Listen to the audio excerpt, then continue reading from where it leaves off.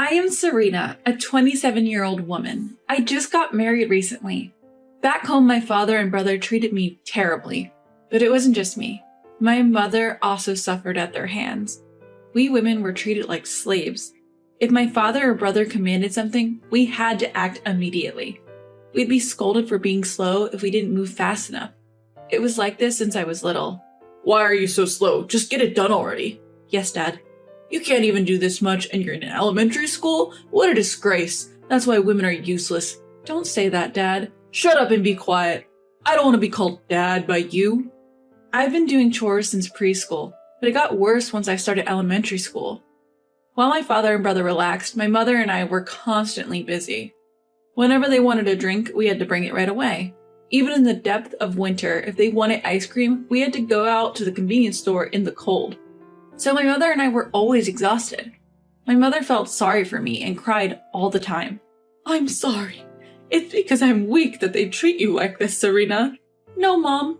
Serena, you have to leave this house someday. Stand on your own 2 feet and run away from your dad and brother. But what about you, Mom? I'll be fine, as long as you're happy, Serena. When I reached 10th grade, I thought about going to college. But my father said women didn't need education. He had a very old-fashioned mindset, thinking a high school diploma was enough for a woman. But I was in college prep school and all my friends were planning on going to college. I loved studying and I was determined to go to college. Despite this, my father wouldn't allow it. But at that time, my mother stood up against my father. I'd never seen her so determined. She excels at her studies. That's why I'm going to let her go to college. What? Are you challenging me? How many times do I have to say that women don't need an education? What good will it do when all she'll be doing is cooking once she's married? An education will never go to waste. It'll come in handy even after she's married and has kids. Then do what you want, but I'm not paying for the tuition. Fine, then I'll take care of it. My mother had some savings and she used it to support my college education. I got accepted into my first choice university, a private one. I felt guilty about the expense, but thanks to that, I met my husband. I had always been afraid of men, but he changed that for me. He was so kind when we met at our college club. He was always cheerful and could make anyone laugh. Having grown up impressed by my father and brother, for the first time, I felt something positive towards a man. I started to think that I wouldn't mind dating someone like him. But I couldn't bring myself to confess and I kept my feelings hidden. In the end, we didn't date during our college years. After graduation, I ran into him at a reunion. He had changed a lot and had become a sophisticated city man. My family home was in New York, but in a rural area, and I had lived in an apartment during my university years. After graduation, I had been working in Manhattan where I was known as Plain Jane at my company. I wasn't sure if a plain Jane like me was suitable to be with him, but he asked me to come over, so I did. We reminisced about our old club days and ended up dating. After a year and a half, he formally proposed, and that's how we got married.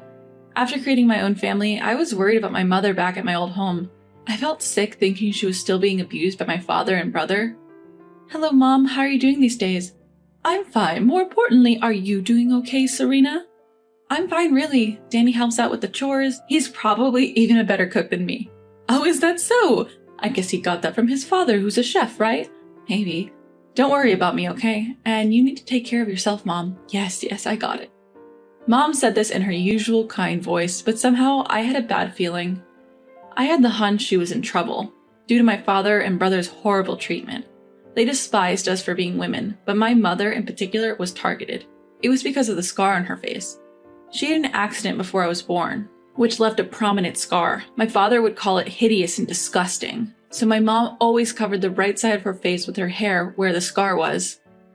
It was heartbreaking that my mother, who got injured defending my father, was being called ugly. It was clear my father didn't appreciate her at all. Even my brother was cruel, saying things like, "Don't come to the open house, you're disgusting." I thought those were things one should never say, even if they are family. One day my husband and I were enjoying a happy hour. In the heat of midsummer, we were sipping chilled beer while nibbling on snacks. Suddenly, our home doorbell rang. It was just before 9 p.m. and we wondered who it could be at such an hour. Stepping out with my husband, we found Mom standing there. "Oh, Danny. Mother-in-law, what brings you here at this hour? Could you lend me $20? I'm sorry for bothering you, Serena and Danny." $20 is fine, but what happened? I thought I'd head to a motel or something. A motel? What are you planning to do there now? As long as I can get some sleep, that's enough. What? I was kicked out of the house by your dad and his lot. I don't have any money. I froze in shock. When I asked her to tell me more, the details were beyond horrific. After dinner that day, Mom had been doing the usual housework. That's when Dad and brother started demanding more alcohol and ice cream. So Mom left the house with just her coin purse and smartphone. But when she got home, the door was locked from the inside. Unlock the door, I brought the drinks and stuff. Just leave it there. We don't need you anymore. What?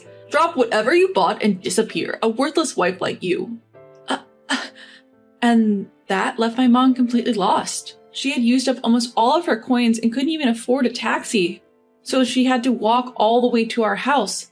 That's what happened? That's awful. Maybe I'm just useless now.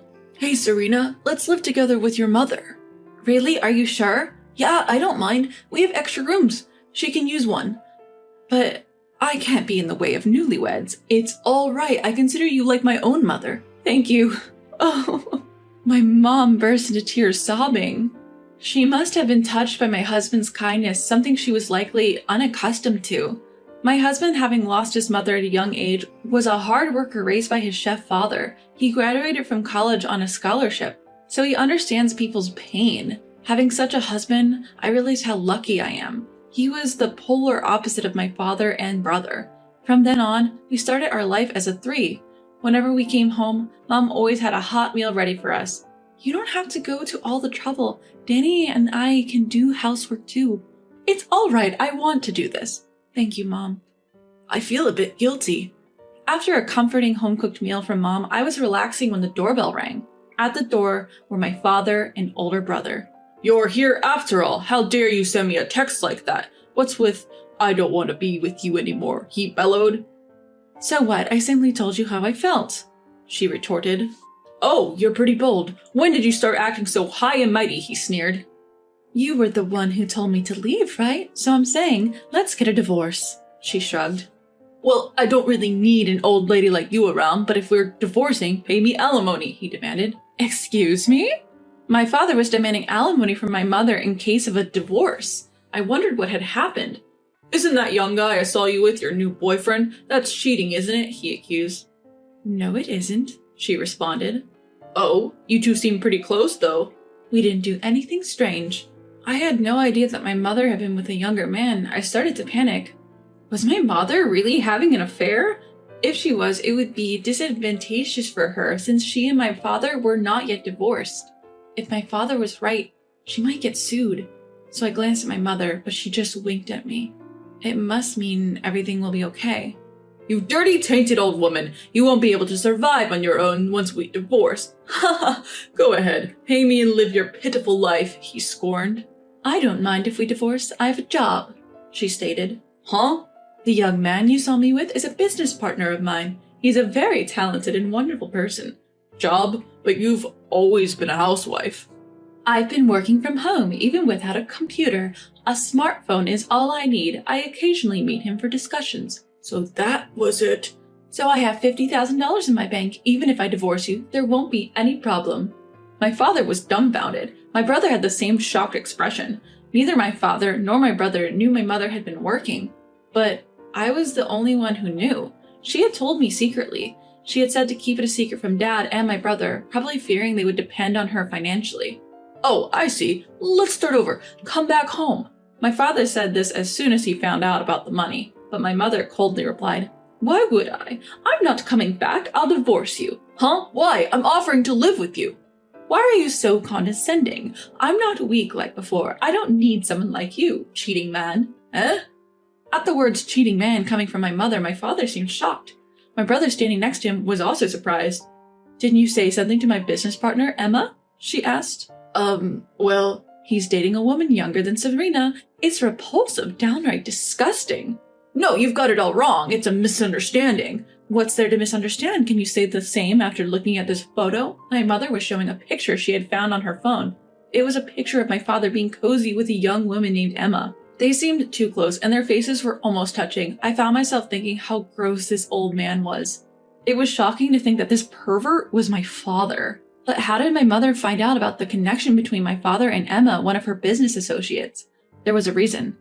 One day she had gone to a cafe for a face-to-face meeting with Emma. Though they also met online, they made a point to meet in person once a month. During that meeting, my mother noticed the ring on Emma's finger. Apparently, it looked exactly like one my mother had bought for herself years ago. So she complimented Emma on her ring. Emma replied, "Thank you. My boyfriend, an older gentleman, gave it to me. It's secondhand, but I love it because it's quite valuable." This made my mother suspect that my father might have given Emma the ring. This diamond and emerald ring was custom made for my mother, so there was no other like it in the world. Given that it was an original design, my mother suspected that my father had given it to his mistress, Emma. When she returned home and opened her jewelry box, she discovered the ring was indeed missing. That was when my mother was convinced. "So I'll be asking for compensation for the affair, and we're getting a divorce." What? Who's going to do all the housework then? "Really? You and your son can handle it, can't you?" Both my father and brother were hopeless at domestic chores. Being unable to do anything, they had dumped everything on us women. So they would be in trouble if my mother left. I couldn't help wondering why they had chased my mother out in the first place. That's when I decided to intervene. "If you're going to be in trouble without Mom, why did you chase her away in the first place?" That was just to spite the mistress. "What? I just wanted the other woman to suffer. I'm not the bad guy here." You're still saying that? You're the one who cheated. You're the worst. So disgusting. I had never been able to stand up to my father or brother before, but things are different now. I had a strong ally in my husband, and my mother had become stronger. I had to become stronger too to protect myself, my husband, and my mother. Feeling this way naturally, I was able to stand up to my father. My brother was crying and whining, saying he didn't know what to do next.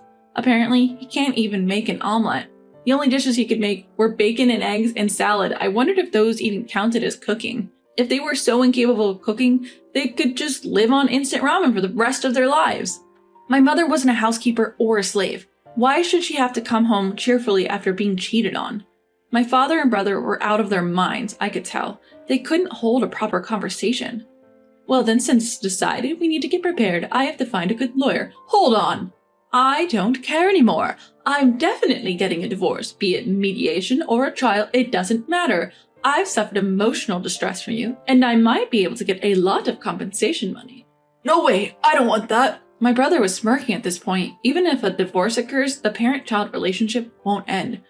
So he said he would still be able to inherit when our mother passed away. But it didn't turn out that way. "Gaston, I'm not leaving you any inheritance. After all, you've been so insulting towards me. I won't let someone like that inherit anything. Did you know? If I specify in my will, I can prevent the distribution of my assets to you." Once again, my brother's eyes widened in surprise. It seemed he never thought his constant insults could backfire this badly. He probably didn't realize that this was the outcome of heaping profound insults on the person from whom he was to inherit. He cried out loud, almost too loudly. We lived in an apartment and his cries echoed down the hallways. I thought it might disturb the neighbors. A man from next door, who looked kind of scary, whom we tried not to interact with, came out due to the noise. He yelled at my father and brother, and they scampered off like they were running for their lives. Then, my mother divorced my father. It was a tough battle, but she managed to secure a hefty compensation. She cut off all ties with Emma, my father's mistress. After that, my father seemed totally downcast. My brother, too, upon realizing he won't inherit anything, spent every day in gloom. My father's work suffered, and he was gradually pushed into less significant roles. Finally, he voluntarily quit. My brother, who was a freelancer, couldn't make ends meet with his income alone. He reached out to me for help, but I ignored him. Of course, I blocked his calls and messages. After that, my mother moved to a different apartment. She said she felt guilty staying with us. My husband felt lonely, but I thought some distance might be a good thing. Even now, we three occasionally have dinner together, and it's truly enjoyable. But soon, we will become 4. That's because I am pregnant. I have no intention of letting my child meet their grandfather. I can't bear the thought of letting such a disgusting man hold my child. From now on, for my husband, my mother, and my child, I plan to become a stronger woman.